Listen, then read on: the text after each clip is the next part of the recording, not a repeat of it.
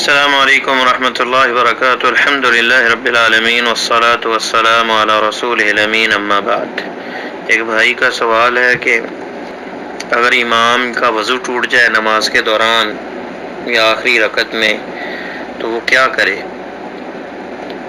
تو اس کا جواب یہ ہے کہ امام کا اگر وضو ٹوٹ جائے، چاہے وہ رکوع میں ہو یا قیام میں ہو یا سجدے میں ہو، جس حالت میں ہو تو اسے نماز سے فوراً نکل جانا چاہیے، اور پیچھے جو ہے آدمی کھڑے صف میں سے کسی ایک کو وہ کہے گا کہ وہ امامت کے لیے آگے بڑھے اور اس کی جو ہے وہ امامت سنبھال لے۔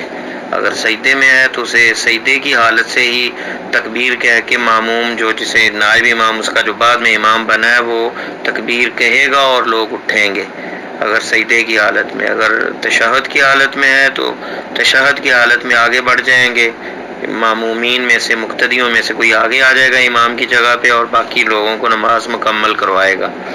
اسی طرح کسی بھی موقع، کسی بھی رکعت میں اور جہاں بھی ہے، سلام پھیرنے سے پہلے جب بھی امام کا وضو ٹوٹے تو وہ اس کا وضو ٹوٹنے سے وہ نماز سے نکل چکا ہے، اسے سلام پھیرنے کی ضرورت نہیں ہے کہ وہ سلام پھیرے گا۔ اس کا وضو ٹوٹ گیا، وہ سلام پھیرنے کی ضرورت نہیں ہے، بلکہ وہ اس کا وضو ٹوٹنے سے وہ نماز سے نکل چکا ہے۔